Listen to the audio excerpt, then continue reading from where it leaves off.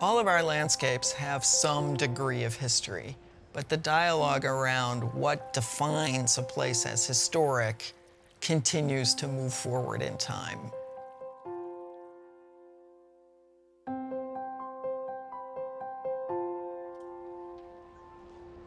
In the 1950s, what we thought was historic was colonial times. So Revolutionary War sites, sites of commemoration. We keep moving that bar forward. There was a big kind of eureka at the turn of the 21st century that 20th century stuff might be historic. It's really easy when it's something that's 100 years old, plus or minus. But what do you do when you have a building that was built in the 50s, the 60s, the 70s, the 80s? Very often, those modernist expressions are a lot of the things that people don't like.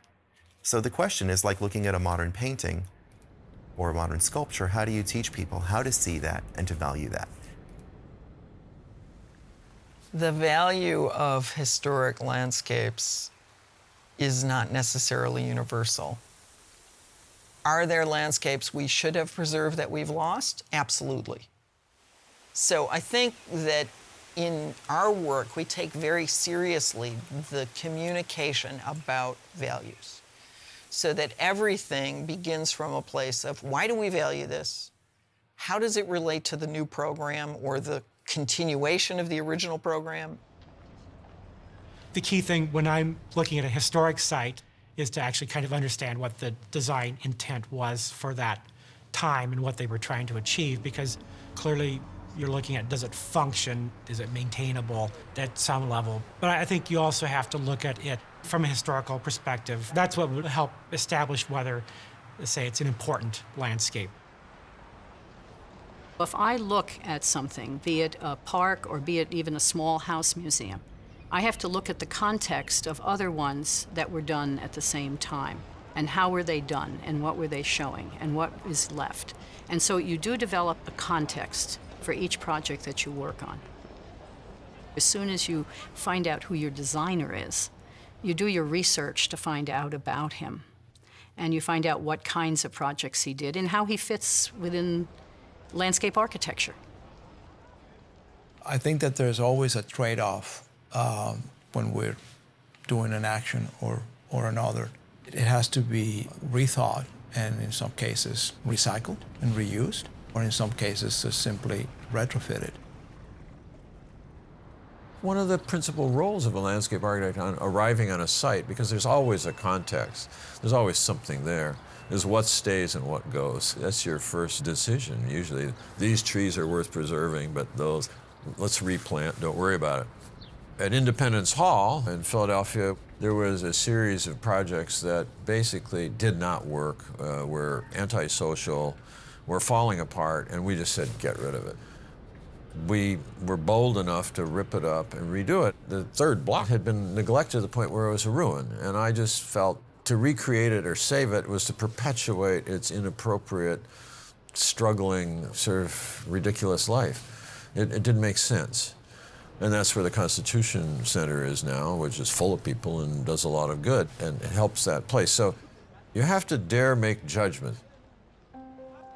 When I think about landscape rehabilitation, what does that mean? It doesn't mean we're checking the landscape into Betty Ford. What it means is that rehab is design.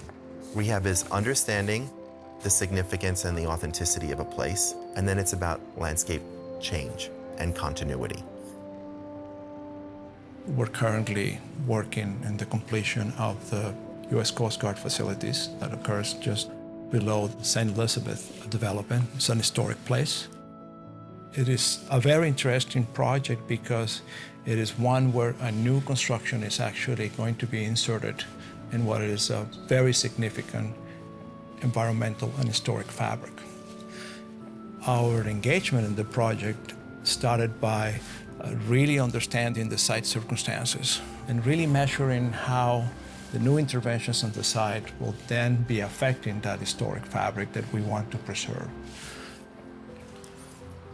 At the end of the day, the result is that the project is more efficient And the environmental circumstances, the social circumstances, and the economic circumstances are all trending, are uplifted.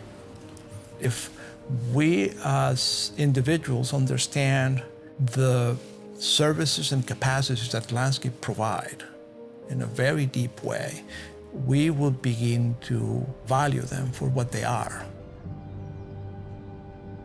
So if we can articulate our values and say, we care about this place because of the events that happened here. We care about this place because it's a masterwork. We care about this place because it's a symbol of something that's the broader society values. We need to be clear about what the values are. And then we can move to the future.